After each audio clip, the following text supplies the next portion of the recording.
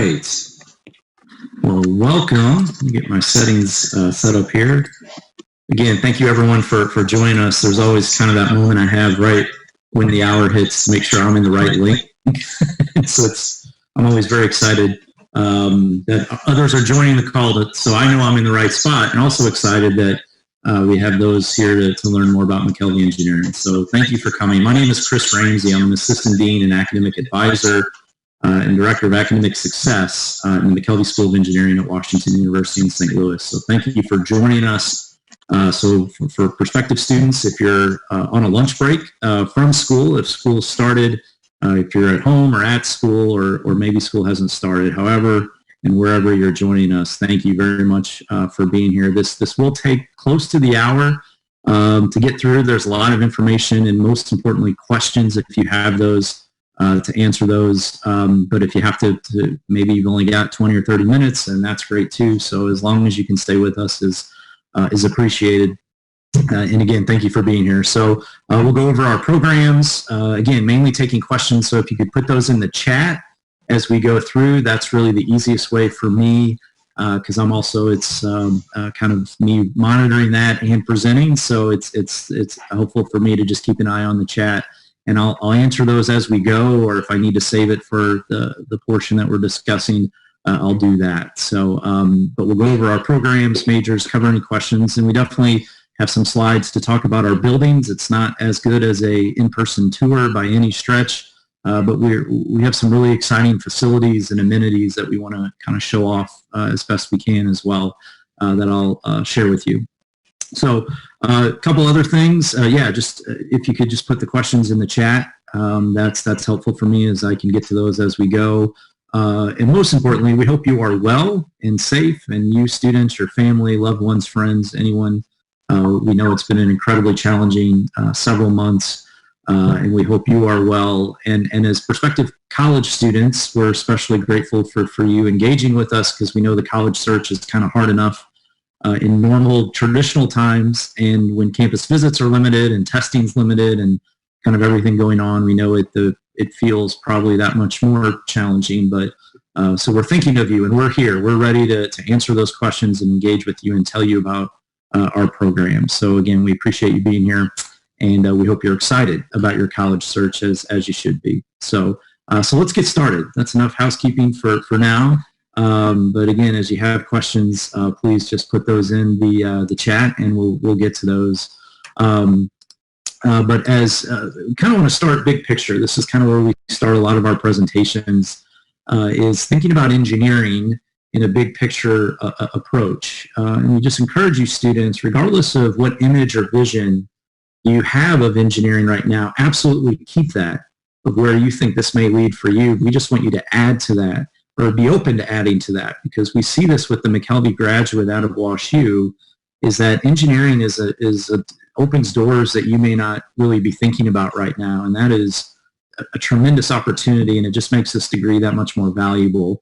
Of course, you can go be a professional licensed engineer, which may be what some of you are thinking about, that traditional or classical role, but we just think the skill set you have as an engineer in today's world can be applied to a lot of different types of industries. So we call it a universal degree. There's very few jobs or industries where this wouldn't fit. And we call it an opportunity multiplier. And you earn that. You earn those opportunities, because it is absolutely a challenging path. But the other end of it, what's available to you is really remarkable. And we'll talk about that more towards the end. I've got a couple slides about career resources and outcomes that we want to discuss as well. So think big. That's kind of the takeaway there. Think big with what you can do with an engineering degree. So a little bit about us. Well, we'll have a lot about us over the hour, but to kind of start, just some things that identify us, kind of how we view, how we define our school, how we define the McKelvey experience. But we're a non-traditional engineering school. We're non-traditional in a lot of ways. Non-traditional in our size. We'll talk about our enrollment coming up. We have about 1,400 students, so we're a little bit smaller than you might see at a lot of engineering programs. Non-traditional in the types of research that our faculty pursue, but they just happen to be in areas that we need a lot of solutions and innovation in, things like the environment, medicine, cybersecurity, nanoscale. So we're positioned very well for the future in terms of what we specialize in.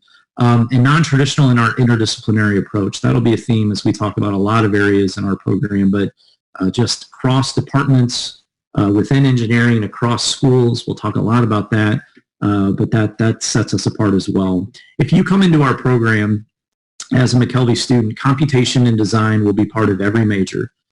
So design and hands-on, you should be expecting that certainly from an engineering school, but we do a good job of delivering that. But computation, computer science will be part of every engineering path. So certainly some more in depth than others, depending on which engineering you go. But just know that that's embedded within every program. Many of our students pursue second majors or minors in engineering, outside of engineering. That's one of our calling cards, I guess, of how to define that, is that there's the ability here to check out a few other things, whether it's other engineering fields, but also even outside of the school, and we'll talk about that. And then something I'm especially proud of, I've been in McKelvey for 8 years, starting my 9th year right now, actually this fall, and just seeing our McKelvey engineering students, how they connect to the rest of campus. We see this especially in athletics, we see this in student government, we see it in fine and performing arts.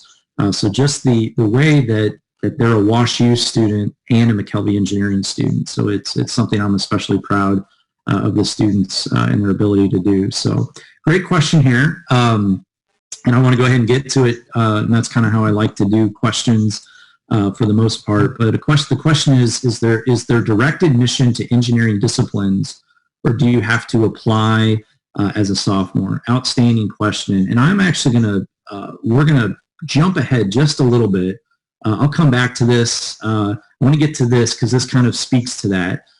So I'll get to that question because it kind of is a talking point I like to bring up. But here's a list of our majors within McKelvey Engineering.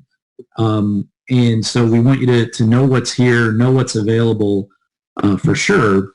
But your admission is to this question. You're not admitted directly to or your admission is not based on major, I should say. So we don't have a finite number of spots in general for certain majors or caps or minimums or any of that. So I hope I'm getting to this question. You're admitted to engineering, and then you tell us what major you want to pursue. And that can happen as early as the very first year. That's different from the rest of campus where other majors, typically in arts and sciences and business, they're actually declaring their major as sophomores. Well, in engineering, you can declare it from day one, but you're not necessarily admitted just to that major. One exception that I'm going to mention here in a minute. So essentially you're admitted to engineering. You put engineering down as your choice to apply to as part of the WashU application. And then we do ask what majors you're interested in, but we know that might change within engineering. In fact, that's a decent chance it will, and we're very okay with that. I'll mention that in a minute. But just know that your admission is not based on a certain major. So for example, computer science is a really popular area across most colleges nowadays. Many schools are making that a more competitive program to be a part of, and we're not seeing that in our program, or we're not doing that.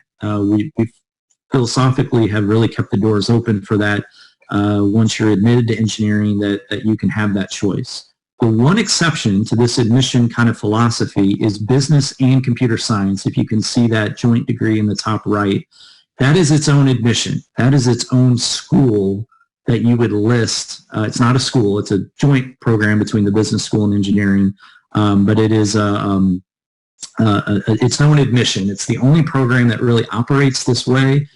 So it's I wish we could kind of keep it all one way or the other, but I like the way we have it structured. That's just a cohort program that we do have finite seats for, and it's combining those two curriculums together. So that is its own admission in a way, where the rest of our programs, you're admitted to engineering, and from day one, you can declare a major within that. So I hope that answered that question. It's a really good one to ask, because some schools are in different ways. This is a very good question about the pandemic and COVID-19 and how we're addressing it. I'll get to that. I want to highlight it's a very good question. I want to highlight just some other things about our majors very quickly since we have this slide up. But I kind of hit some big areas. You don't have to, you're not admitted just to one program, you're admitted to engineering, and then you essentially pick what major you want to pursue, minus that special admission for business computer science. Environmental engineering is a relatively new degree. We're very excited to add that as a formal, soon to be in the next couple of years, ABET accredited engineering degree as it goes through that process. So it'll be a professional licensed program just like the rest of ours are.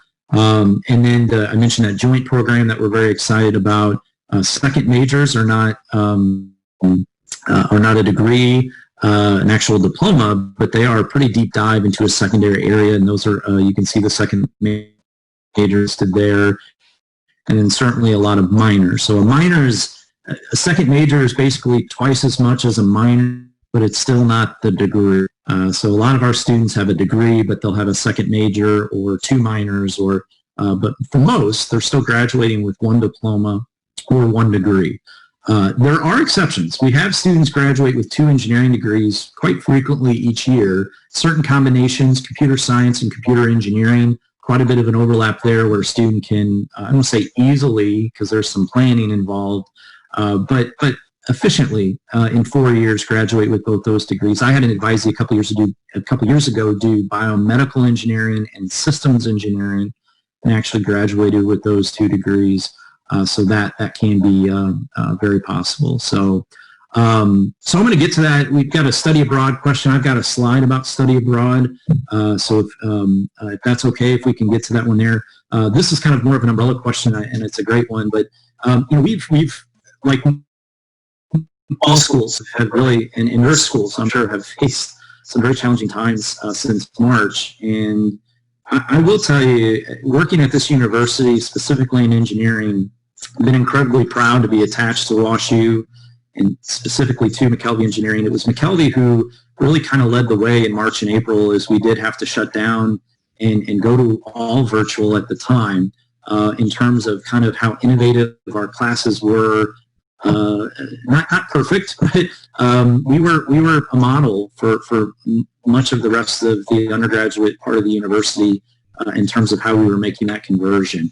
We also had in our makerspace, I'm going to talk about it in our makerspace, we had our makerspace converted to a PPE production factory in March, April, and May, making masks and gowns, and pretty incredible combination or collaboration between the engineering school and medical campus, but in the engineering makerspace. So anyway, there's been some things that we've really risen to the challenge.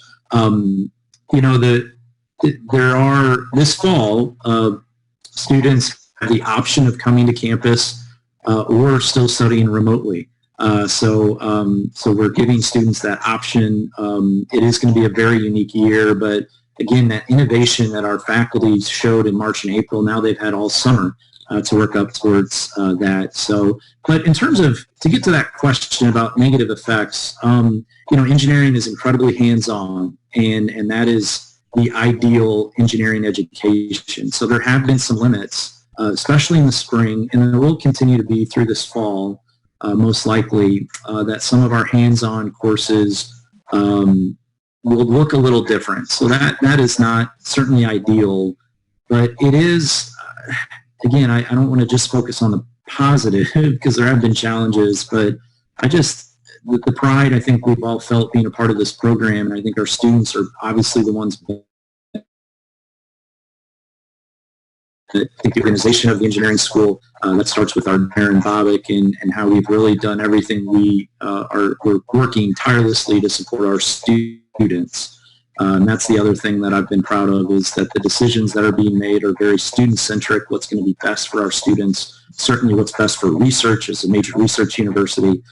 So I think there's just an attitude that an engineer has. They're kind of wired in a way to adapt and innovate and overcome, and not that we would prefer certainly more traditional and times, but I think an engineering program like ours has really faced this challenge well, and I think our students have been a big part of that. So I hope that helped. That was a bit of a rambling question, or answer, I should say, to a great question, but I think we've risen to that challenge, and we'll continue to through the fall. So I'm going to get to that study abroad question when we get to study abroad, so thank you for holding on that. We have a question here about double majoring. Absolutely, about a third of our students do a second major or minor outside of engineering.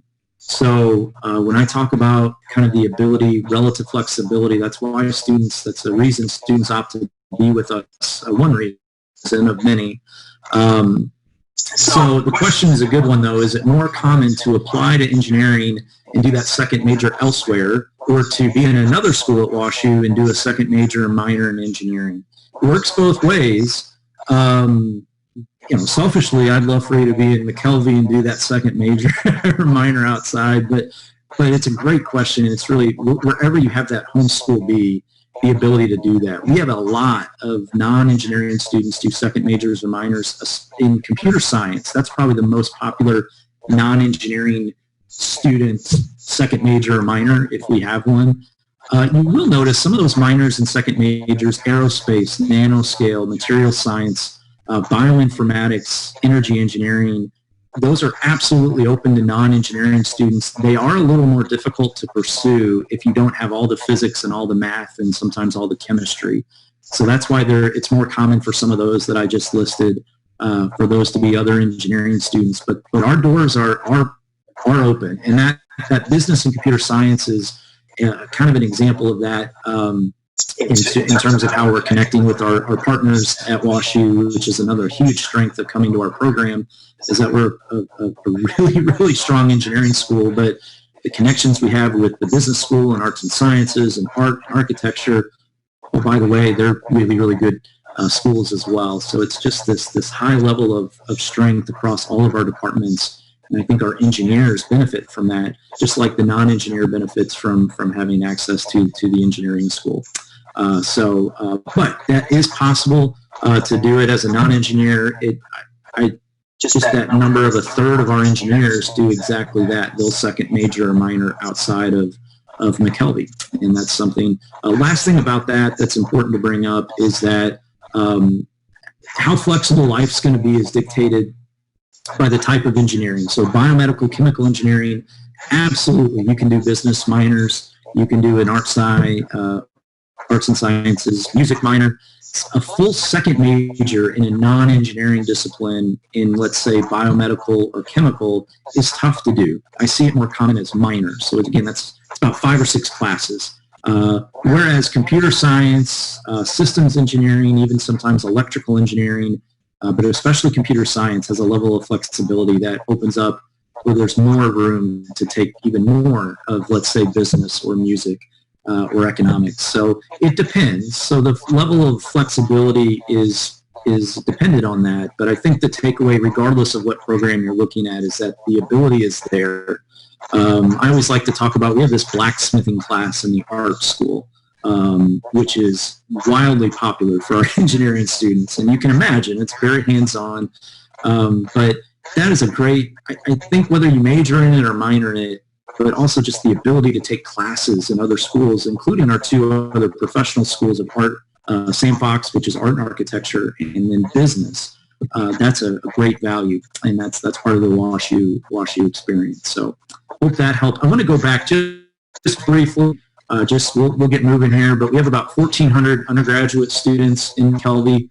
Almost a third of our undergrads are women, over 30, around 31%. That is significantly higher than the national average, which is usually around 18 to 20%.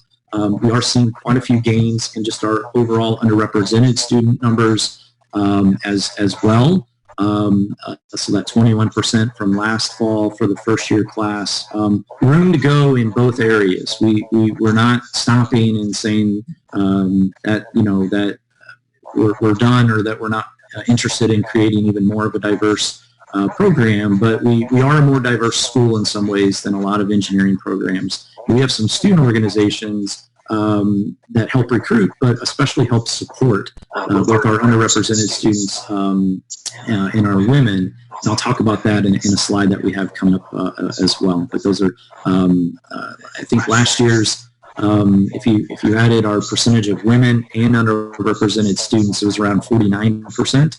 And then I think for this upcoming fall, we should be getting over 50%. So I'll talk about those student organizations to help support our students in just a couple slides as well. I wanted to hit on this very quickly. This is just some real quick bullet points about some reasons, at least last year's fall class, but I think this is pretty consistent year to year. I surveyed our first years last year about this time, actually about a week prior during orientation. Said, why did you choose, not just WashU, why did you choose to apply to engineering at WashU? And these were the 5 areas that by and far were the common themes, which is helpful because this is how we promote our program. But we're an incredibly collaborative place. The research and entrepreneurship opportunities, I have a slide on each of those. We talked a little bit about flexibility and then support. As you look at your engineering programs, I encourage you to always ask about retention. Asking about jobs and career placement, of course, is maybe the most important, but I think one B to that question is how many start and how many finish in engineering. So at WashU, it's about 80 to 85% of first, so our retention is usually around 83 from first year to graduation from engineering. So we are, there's a lot of resources and investment of tutoring and advisors that go into that. So this is a very challenging path, but an incredibly supportive one.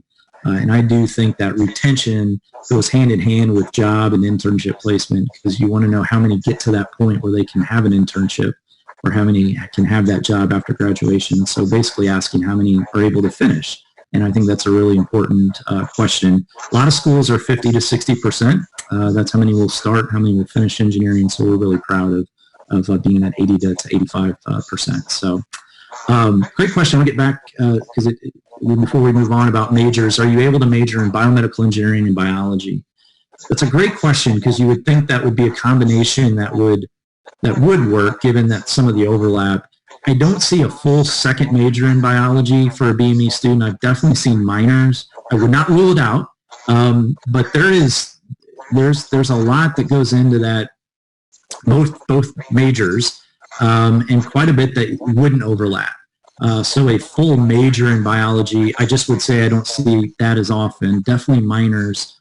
But it's just still the ability to still do some upper level biology as a BME student, which that biology may not be required in the degree, but there would still be room for that, again, most likely as a minor. So I hope that helped. Okay. Keep those great questions. Keep those coming whenever you have those. I talked about a third of our students do a second major or minor outside of engineering. So again, that's one of the reasons among many that students may opt to be with us. We have a 5-year master's program. We just like to, there aren't applications or deadlines high school seniors need to worry about. It's not its own separate track as you come into WashU. Just know that it exists, that you can add a master's degree to the end of your undergraduate degree by just adding 2 more semesters.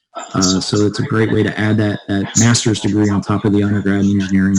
I didn't talk too much about this, but we talked about applying to engineering and putting a couple majors down, but undecided is a major. Well, undecided is an option to put down, and undecided is a declaration we can give you in the first year. So we don't have a degree in it, or usually sophomore years when you want to probably find that path and get going. But just the point is, as we talked about majors and you saw that list, it is A-okay to be exploring. In fact, about 1/3 to 40% of our students very consistently out of each cohort come in either undecided or change once they're here within engineering. So there's quite a bit of movement amongst those majors that you saw.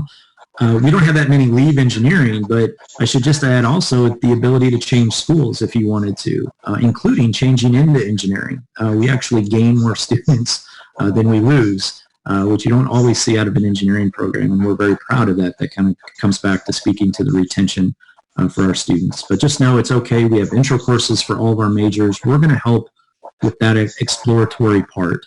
We need your math and science to be strong, to be interesting to you, but more importantly, the application usually of that math and science. But the engineering part, we can kind of take it from there. Most high schools don't have biomedical engineering courses or even mechanical engineering courses. Computer science, I'm sure there's many of you that have done some computer science, and that's great.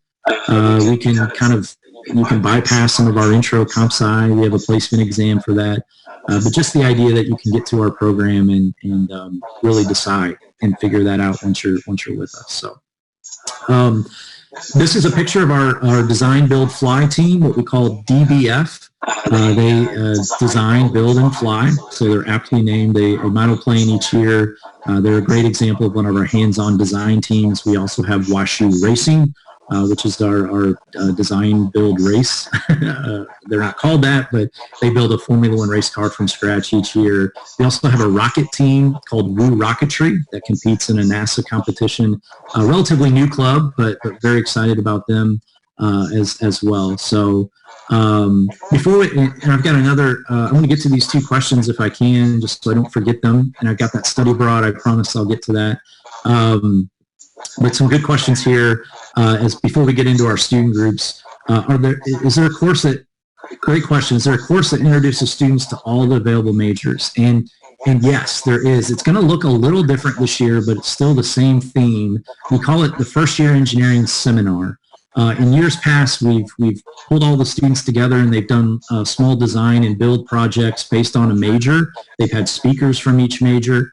And this year we are going to do it virtually with alum speakers so they can talk about their WashU experience. Also some pretty high profile alums that our first year students are going to hear from, but also from our departments. So it may lack some of the hands-on this particular year that we've had in the past, but that same spirit of a course that if you're an undecided student, you want to be in EN 120 so you can hear about all of McKelvey, all the resources, all the people to go to when you have questions. So that course absolutely exists and we're really proud of it. Great question here. Do we have a general education requirement? It's a good question because you would think there would be kind of a standard curriculum or a couple things across all of WashU that students have to do, and technically it's one class. Every WashU graduate has to take college writing. Small subset to that, engineers actually have the opportunity to take a writing placement exam, just the engineers, and place out of that. Now, if they don't place out, they simply take college writing in their first year. So that's one requirement across all of WashU. Within engineering, we do have a couple. All engineering graduates have to take 18 units of humanities and social science courses, which equates to about 6 courses, which isn't really that many, but that's a minimum. Pretty much all of our degrees go up through Calculus 3. We have a Common Studies Engineering core that's Calc 1, Calc 2, Calc 3. Some, not all, and I would say most of our programs require differential equations. We also have a junior writing class called Technical Writing that our students are required to take for any engineering degree. And then each major is going to differ a little bit from that, but those are some of the common core for engineering. I don't have the link handy. I'll have my email here at the end, or you can find it. But we have all of our sample curriculums for all of our majors on our website, our Engineering Student Services website, where you can go through all those majors that I have listed, and we have 8 semesters all mapped out. Now, certainly there's some give and take here and there, but for some of those programs, that is absolutely the roadmap you want to follow exactly. But that'll give you a good idea of the sequencing of courses. So if you have trouble finding that, it's just sample curriculum charts, ESS WashU. If you just Googled that, it'll get you there. But if you email me, I'll be happy to get you that link. And another great follow-up question, we do accept APs. That's on that same site. We have an AP placement credit site. The most beneficial for a McKelvey student are AP Calc A, B, and BC, AP Physics C, AP Physics C, E and M, the electricity and magnetism, the AP Computer Science A exam, the Java exam, mainly 5s, although the comp sci you can get a 4 or a 5, but 5s will give you appropriate credit to either place out or place higher in those particular areas. AP Chemistry can be beneficial, a 5 in that as well. Would give you the option of using that towards some engineering requirements. These are not minimums. I want to make that very clear, that you don't hear 5s in AP Chem and AP Physics, and that's what you have to have. Not every student, in fact, the majority don't. They come here and take physics. They come here and take chemistry. Most of our students start in Calc 2. A decent number start in Calc 3. Sometimes students will place beyond that if they've had multivariable in high school. But that's kind of where my job and my team that I'm a part of comes in. I'm a full-time advisor. I don't teach. I advise students with some other projects for sure, but we help our incoming students with those AP questions. Should they place out of physics if they have the 5? It may depend. It may depend how that student is feeling. So there's a lot of one-on-one help when it comes to creating those schedules with that AP credit. So, but just lastly, we have the AP site on that same curriculum. I'm sorry I don't have that real handy here, but please email me if you need those links. I'll be happy to send those out. I should have those links ready to go. Apologize for that, but we have the AP credits, so you can kind of go through what those would look like. But just in summary about student groups, we have about 25 student organizations. I mentioned Design, Build, Fly, Race Car Team, WashU Racing. We have a Woo Rocketry. We have Engineers Without Borders, which is a group I help connected with and advise. They do engineering work in developing countries abroad, usually over spring, winter, and summer breaks. A little limited this year with travel, as you can imagine, but still a very, very active group, and excited to get back to their projects in Uganda, which is where they had done some development work in the last couple of years that we're very excited about. And then Bear Sports and many more, just getting to the point that our WashU students, our McKelvey students, are part of a club or two in engineering, but almost always they're part of something else at WashU, which that may be athletics, that may be music or fine or performing arts, and as I mentioned, student government, so that connection to the rest of campus. Just wanted to highlight, I mentioned this briefly, but we have several organizations for underrepresented students and women in engineering.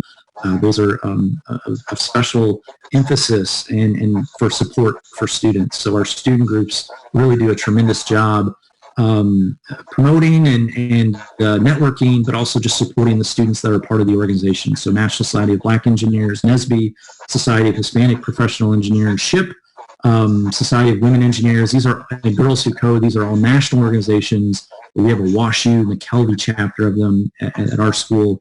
Women in Computer Science, WICS, and then I believe I don't think that's a national group. I think that might be a homegrown WashU engineering organization, and then Alpha Omega Epsilon, which is an academic sorority for women in STEM. So again, just highlighting the support that we provide for students. So kind of a student profile here. Chase is a rising senior. Chase for 3 years. Right now we are is a football and still a football team member. Athletics are on hold right now for this fall semester, but Chase is an academic all-conference with our successful football program. Oh, by the way, he's a mechanical engineer. Oh, by the way, he's done research at the medical school and then did an industry internship this past summer. So that's a lot, and not, this isn't what every WashU student has to do, but Chase is just a great student to kind of highlight because of just the opportunities. I really applaud Chase because he checked out research. He did something in industry. He's a varsity athlete. You don't have to do everything, but being able to check out a few things, that's a great story to tell. And we have a lot of stories like that of our McKelvey engineers. So if any of you are interested in athletics, a third of the varsity athletes at Washington University are McKelvey engineers. So put that in perspective. We're 20% of the student body, and we're 33% of the student athletes. So we, not quite, but getting close to doubling our regular representation for campus. We see that in athletics, and it's something that we're very proud of, and our coaches are incredibly supportive of athletes. If they're recruiting you and you tell them engineering, it's very likely they're going to say, well, here's 5 engineers on the team I want you to meet. If it's the football team, here's about 35 team members that we want you to meet. So it's a great, great opportunity. I hope a few of you are interested, or all of you actually are interested in research. We're an R1 research institution.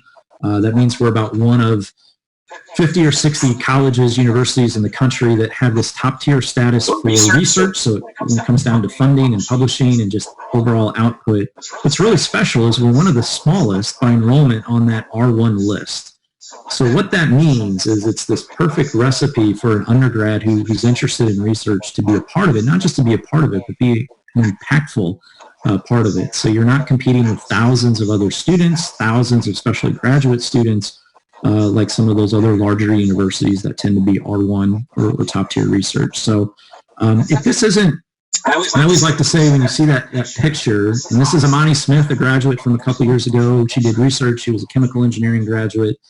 She also did a 5-year master's BS in engineering, but a master's in business administration, what we call our BS MBA program, but was very much involved in research. So great student story to tell you about. But when students see this image of research, that kind of, wet lab, beakers, goggles, coat, you go, that's not for me. I'm building apps, or I'm maybe that traditional kind of image of research isn't what you're thinking about. It's just important to know that research happens in all of our divisions and all of our departments of engineering.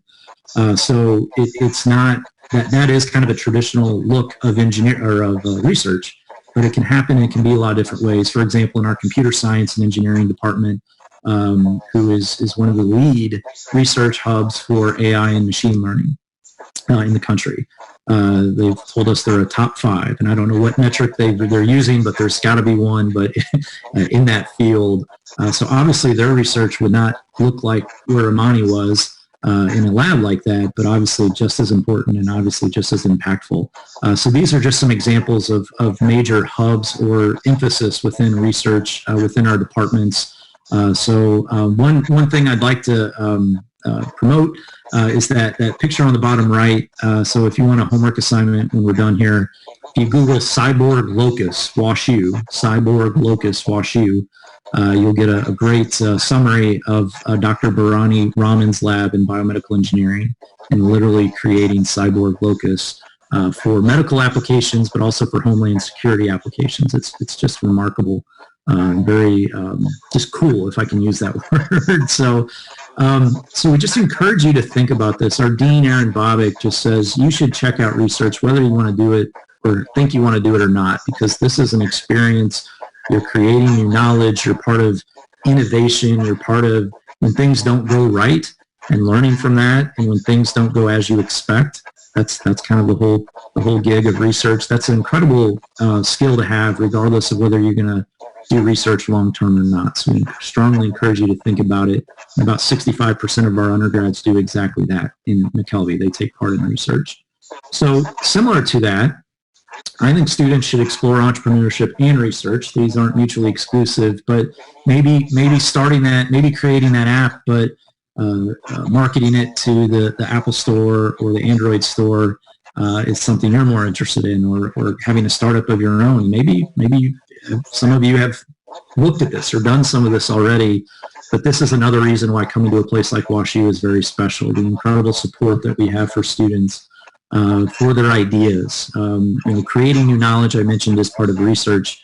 Well, it's obviously very much part of entrepreneurship, creating new solutions to problems. So we have courses in entrepreneurship. We have a minor in it. We have contests, many contests between the business or among the business school and engineering, just different places where you can pitch ideas. Sling Health is listed there. That's an entrepreneurial club between the medical school and the Danforth campus, the undergrad campus for undergrad students, where people are placed in teams to come up with that next big idea. A couple things here. Our name McKelvey, Jim McKelvey Jr. is an alum of computer science. So he's an alum of engineering. He's also the co-creator and co-founder of Square. If you've ever used a credit card on a smart device, that white doggle that you'll see on a phone or a tablet, it's very likely that's Square, and that's Jim's company. So it's and Jim's an alum, and his father's also a former very successful dean of engineering. So it's a family connection to be named McKelvey. But it's just fun to talk about entrepreneurship when we are named after one of the country's most successful entrepreneurs, and that with Jim's company of Square. So just know this is a culture and a place that supports that. Last thing about this, intellectual property is 100% belongs to students at Washington University, very, very explicitly, as a matter of fact. And you may go, well, yeah, that's the way it should be, and you're 100% right. So research universities, IP gets a little tricky sometimes, where if you go to that makerspace or that 3D printer that a college owns and you come up with that prototype that changes the world, there might be some fine print that the college can lay claim to that, where at WashU, we very, very clearly state that IP belongs to a student, even if you're using on campus as a student, including using university resources. Now, we think that's the way things should be. We also think we want you to go off and use that and find that success and maybe not forget where you did it down the road. We might have a building or two that we could name after you for that, but it's nice to know that. Again, students, I know that may not seem, you may think, well, that's the way it should be if it's my idea, and I 100% agree, but we're just a place that very clearly states that and empowers students to have that creativity and have that innovation. So we had that question about study abroad. I hope you're still here. It's been a while. Sorry you had to wait this long to discuss it, but we absolutely have abroad opportunities for our students in engineering. Every college you can go abroad nowadays, but can you do it and stay on track as an engineer? That's always the key question for engineering students. And we have an advisor, Melanie Osborne, in our advising office that not only has her own caseload of students, but also is our study abroad advisor. So she meets one-on-one individually with every single student going abroad. So we have some examples of some programs here. And so we encourage you to think about it. It does take some planning, I would say around early sophomore into spring sophomore year to be able to go junior year.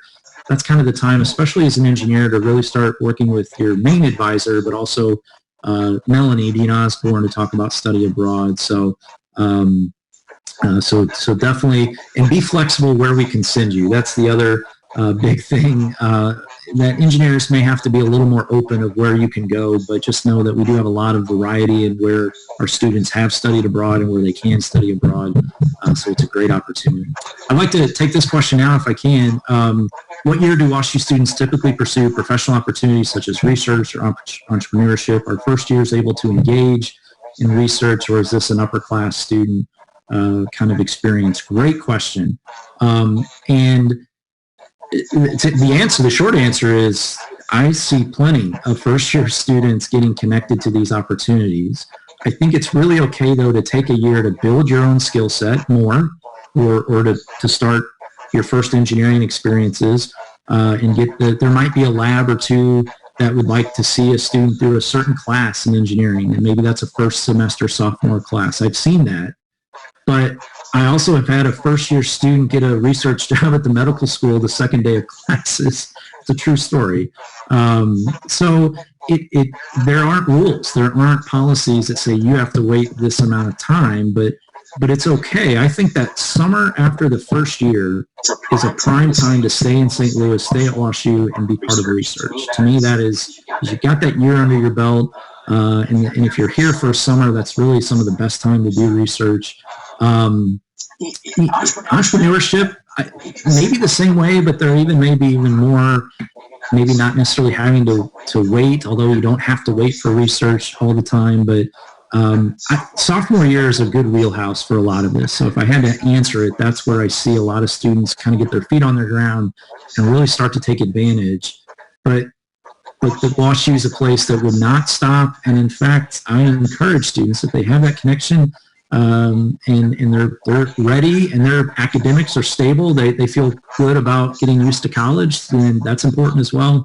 Then we're going to encourage that. So that first to second year, probably more often in the second year, but not necessarily, really rarely would it have to be a junior or especially a senior year thing. That's been my experience in working with students. So and the last I want to talk about career. What's the time here? Good. We've got, and if you have to run, thank you for being here, but we do have a little more to get through.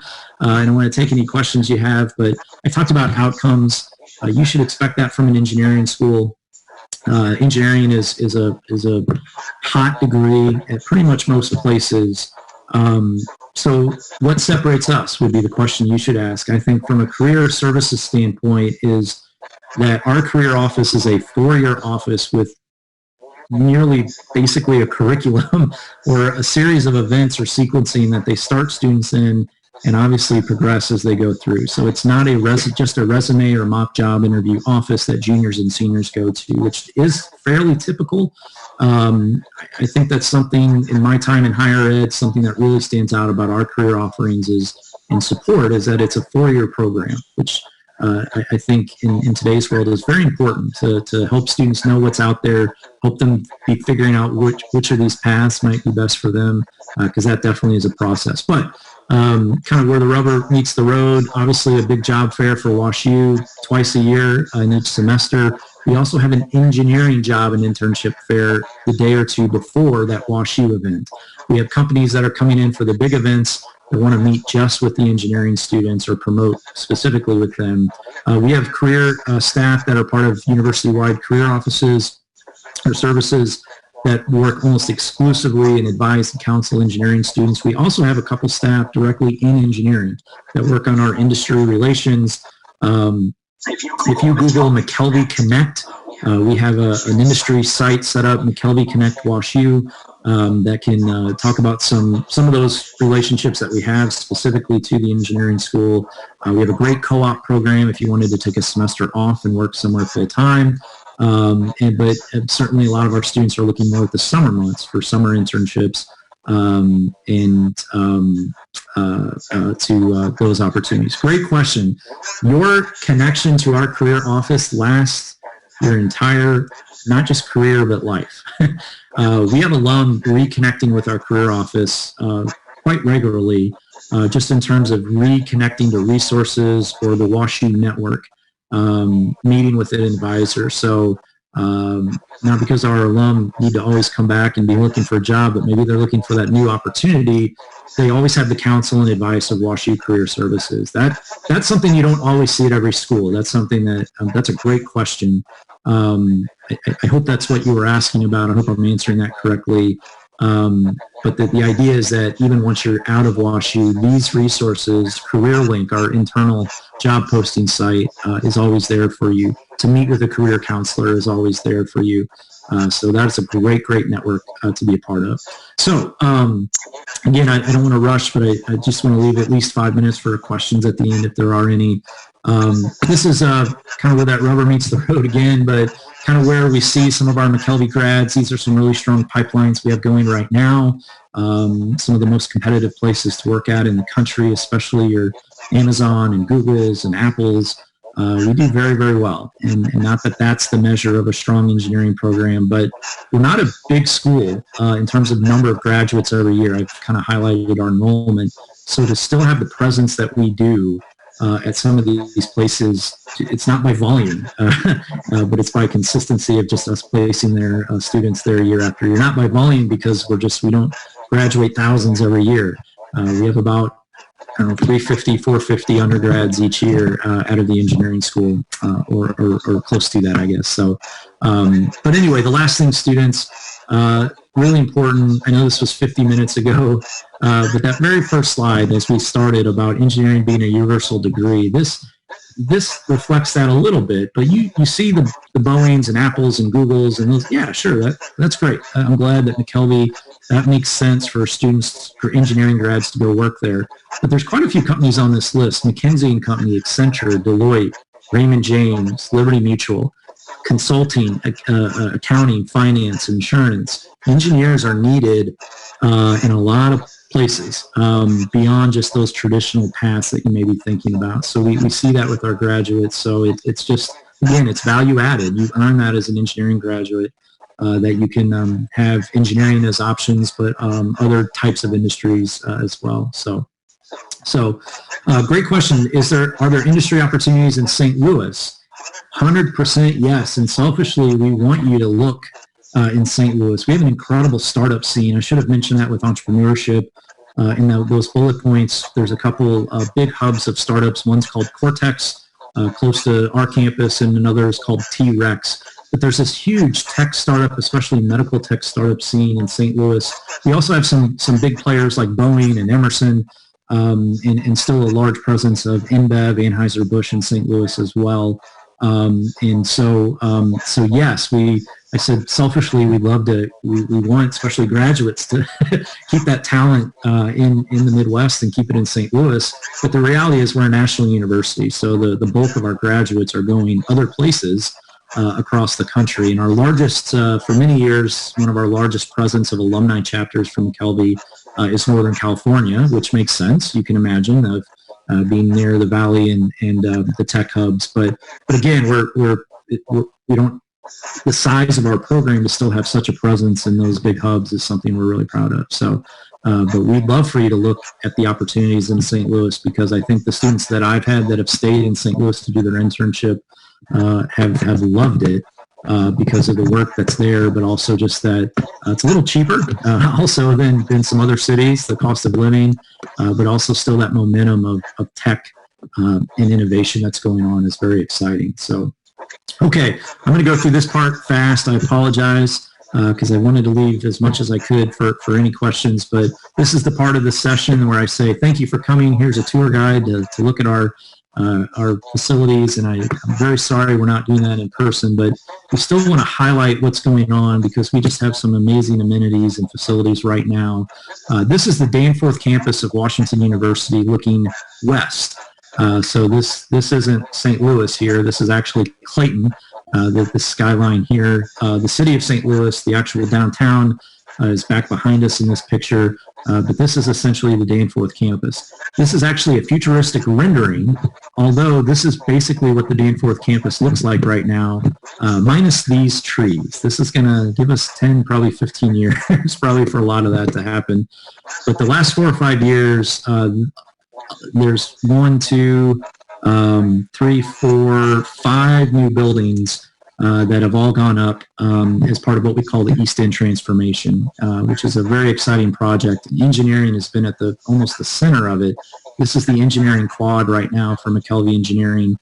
2 new buildings here. These existed already, but they still feel like new buildings. We have a building not in that quad, but where my advising team that I'm a part of, that we work in the Lapata Hall. This is kind of a hangout or a hub for our engineers. We have a eatery or a food service there. We have whiteboards. We have good Wi-Fi, and there's also some teaching labs that are up there. Some research labs as well.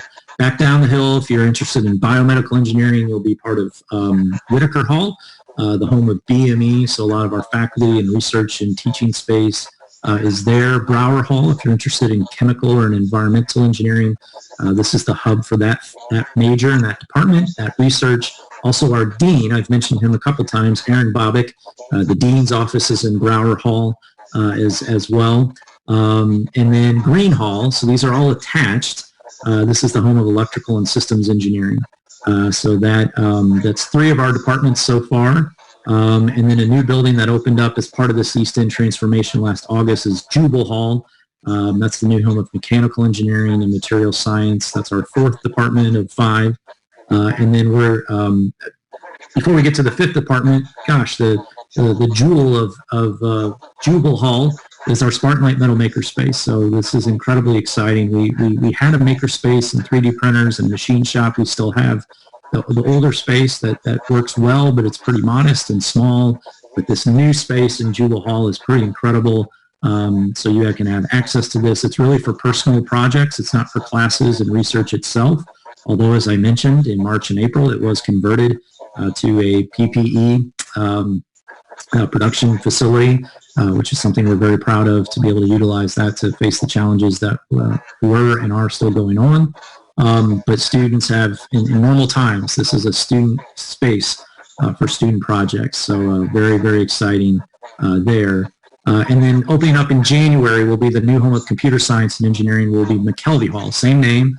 They gave a gift many years ago for the building, and then said, you know what, just name the whole school after us, which we were very happy to oblige. But McKelvey Hall will be the new home of computer science and engineering. And as I mentioned, Jim McKelvey Jr. was a computer science alum. That's what he studied while at WashU. So again, I know I'm running up against it a little bit, but just to refresh that this is what's exciting about all these projects and renovations is that if you're a high school senior, high school junior, this is what WashU, again, give us a little time on the trees, but this is what campus will look like when you come, which for the last 4 or 5 years wasn't really the case with all the construction going on. So it's just incredibly exciting to talk about all the great things going on. And buildings don't sell a program, but if you're going to go to an engineering school, you need to make sure it does have those amenities that you're going to need to be a successful student. And we check that box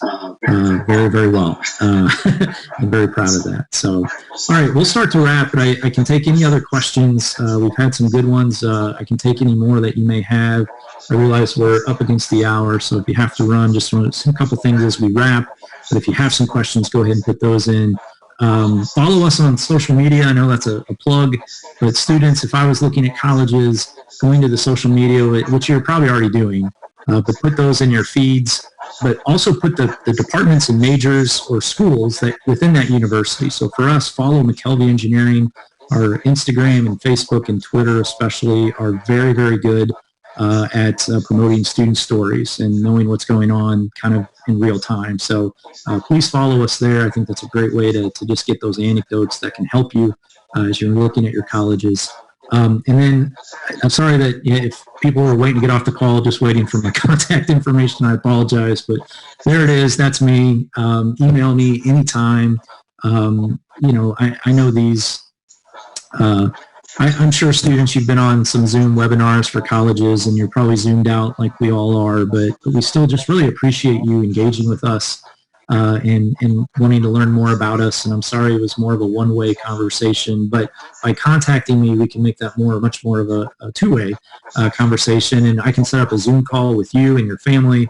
We can talk about your specific questions if you'd rather. So please take me up on that. I meet with prospective students all the time. That's part of my job. I should have mentioned that one of my roles is I am the lead for admissions from engineering, and very, very happy. It's really the best part of along with advising current students, but it's a great, great part of my job. So please do contact me anytime. So with that, if you have to run, thank you for being here. I'm going to stick around for any questions, and if you want to listen to these, that's great. But thank you so much for being here. And we've got a question here. If you're not admitted to engineering, are you automatically considered for another school? Great question, and to my knowledge, the answer is usually no. We used to, in my time, so I've been here going on 9 years, we used to actually have you list a second or third choice of a school, and we I believe, no longer do that on the application. And the reality is, and part of why we've done that is the reality was that it was really unlikely that a student could still be admitted to another school based on volume. All of our divisions get lots and lots of applications. So being admitted to a second choice school just didn't happen all that often. So really I think it's set up now to be admitted or to list just one school. So the likelihood is no. One exception, if you apply to that business and computer science program, there's a question that asks if you're not admitted to this program, which school would you be most interested in, engineering or business? That is a scenario where if you've put engineering, we absolutely will still consider you for engineering, let's say for computer science in engineering, and we have admitted many students in the last couple of cycles that way. That's one really specific example of where if you apply to this program and you're not admitted, you can still be looked at for engineering. But in terms of other schools, so if you apply to arts and sciences and aren't admitted, it is not likely you'd be looked at for engineering and vice versa. So I know that's heavy because then it becomes really stressful, or it can feel that way to apply. But which school is definitely the question. Our admission standards or admission criteria and selectivity at WashU are really very, very, very similar across the schools. The engineering program is not, like it can be at other universities, significantly more selective. We're usually within 1 to 2 percentage points of the rest of the university in terms of selectivity. So we do look very closely at your math and science background. Physics and calculus are very important for us to see from a preparation standpoint. for most of our majors that you may be considering. It's great to see robotics or app making or project lead the way. But we admit a lot of students that don't or haven't had engineering exposure that are just really strong in math and science and want to see and explore to take that further. So go with your gut, go with the school, the division, the academics that interest you the most, knowing that you can change once you're here. And that does happen.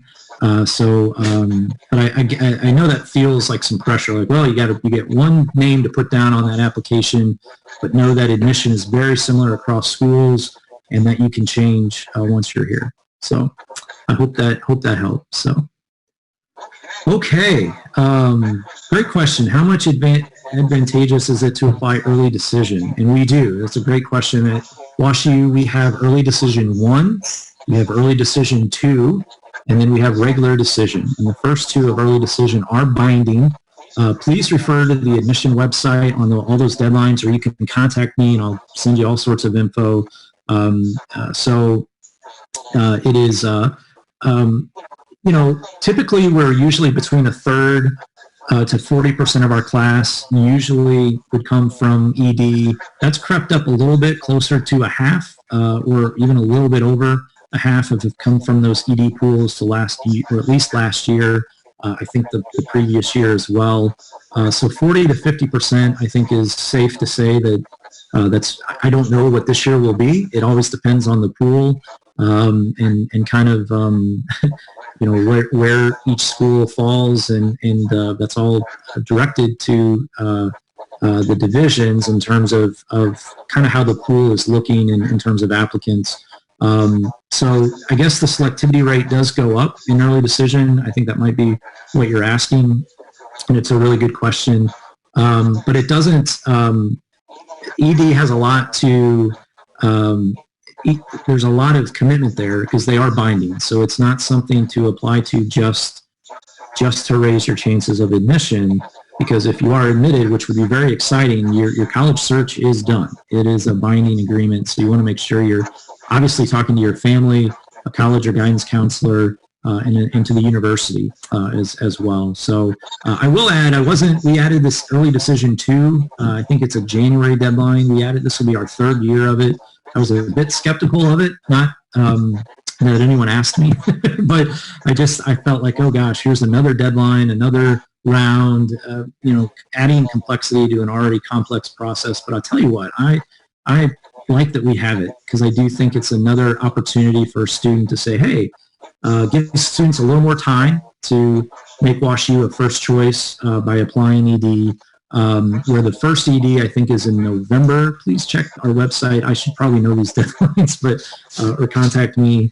But I think that I like that we have an early decision too. But if any college isn't a #1 school, in a dream school, I don't like that phrase, but if those boxes aren't checked, then still, most of our applications and really at least half of our classes are still coming from regular decision. So I'm going to get to that curriculum question because there's one more about admission. It's a great one. Students for this fall class of 2020 have chosen to take a gap year. This is across the country. Will this negatively affect admissions for students of 2025? And I know that's a concern, and I certainly can understand that. I don't know those exact. I really don't know those exact numbers right now for Washington University. I'm optimistic. I can guess I can speak from engineering, but I'm really optimistic that I don't see within our admission process. I really don't see a domino effect of a lot of gaps affecting next year's class. I'm not seeing that. I think again, I'm coming just from my engineering world of seeing how our class is taking shape. I do think, and I'm not skirting that question, I really don't know what the numbers are going to really shake out to be. We still start school in 2 more weeks. 2 weeks from yesterday is the first day of class.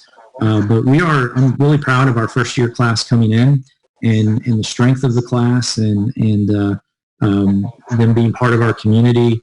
And I'm optimistic that students applying to McKelvey next year aren't going to face a backlog based on students taking gaps or leaves this year. So I'm sorry I don't have exact numbers to probably prove my optimism, but I do see that. It's a great question, and one I would encourage you to ask your colleges. It may take a little time into the fall for a college to probably better answer that. If you're getting a lot of non-answers, I hope you didn't feel mine was, but if you're asking your colleges that, seniors, and you're not, it may be until November, December, January before a college may have a better idea of what that year's pool and what your space is going to look like. But for engineering at WashU, I'm not anticipating that being a major hurdle for us, which I am happy to pass on. So if you're looking at our program, I think we'll be able to be fairly consistent with what we've done for many years in admissions. So I hope that helps. Let's see here. How flexible is the curriculum? Is it easy to pursue? Is it easy to pursue an interdisciplinary academic experience? Great question. Relative to other engineering schools, 100% yes. That's part of our brand, if you want to use that word, is that engineers can get here and be encouraged to check out a few other things when possible. How interdisciplinary the actual experience is, I really do think depends on what engineering that you're choosing. If you're a computer science or systems engineering student, I think there's going to be more of a depth to that, at least the formality of the interdisciplinary, meaning a full second major. Biomedical and chemical engineering, not really. I've had BMEs and chemies do full second majors. I had a chemie do a second major in business. So it's possible. That student did bring in some AP physics and AP calc and took 17 and 18 credits a few semesters. So it's possible. But I think that almost regardless of how you put a bow on it and what you call it a major or minor, that will be the culture and the experience here regardless of what you study. And I think that's a real positive. We think you're going to be a better engineer if you have that kind of experience, because engineering is not just STEM. Understanding the social impact, understanding psychological impacts of innovation and creativity is very important in today's world.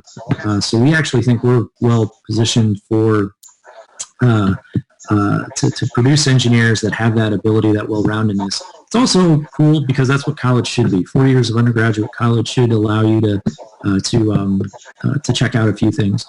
I'll wrap that question by just saying the flexibility, it won't be more flexible than other majors at WashU. I think that for most of our engineering majors, that's a reality where they may have some peers that have even more flexibility. So I like to put it in context that we're more flexible than other engineering schools. Because engineering, not all majors in engineering, but most, have a density of how much you have to get done, especially if you're going the professional, what we call ABET accredited degree. So the degree that allows you to become a professional licensed engineer. Those degree requirements just have a lot of spots already filled. But compared to other programs, I do think we can definitely check the box for interdisciplinary academic experience. So great question. So you get a letter of acceptance. What's the deadline for actually accepting it? Very good question. ED, early decision, works a little different. Well, it works much different because in early decision, if you are accepted, it's binding. So they're actually, there's a deadline to put a deposit in, I think in December, but that's been signed off on by your family, your counselor. That is a binding agreement. So that's I don't want to say it's the second you're admitted, but in a way, I guess it kind of is. In regular decision, we typically, admission decisions usually go out mid-March by April 1st, kind of in that window. And then traditionally by May 1st is when students who do regular decision have to commit. And that's pretty traditional. You'll see a lot of schools like WashU follow that calendar. Everyone has a little different deadlines here and there, but the national notification date set forth that most colleges follow is May 1st. That's been tweaked a little bit in the last year, but That for us this last year was still the deadline, so to speak, to deposit for the fall class. Again, that's for regular decision. Early decision works differently because it is a binding admission, where if you're admitted, that's very exciting, and you're done in December, but it's one you want to make sure you give a lot of thought to as you go through that process. So, well, thank you all. I think we'll wrap there. This is my first session of the fall. And it's been I feel it's been a huge success. More importantly, I hope you felt that way, but success from the number of questions and engagement. So thank you for staring at a screen for an hour and listening to me, but thank you for the great questions. Please do contact me anytime. I'm very happy to help with prospective students. Students, all the best as your fall starts. For some of you it may have already. We're thinking of you, especially in these challenging times as you look at colleges and go about your college search. Let us be a resource for you, and let me be a resource for you for McKelvey, but also any other contacts you may need at WashU. I'm happy to help. So with that, I think we'll go ahead and wrap. And thank you for attending. Contact me anytime, and have a great fall semester. Thanks for being here. Take care.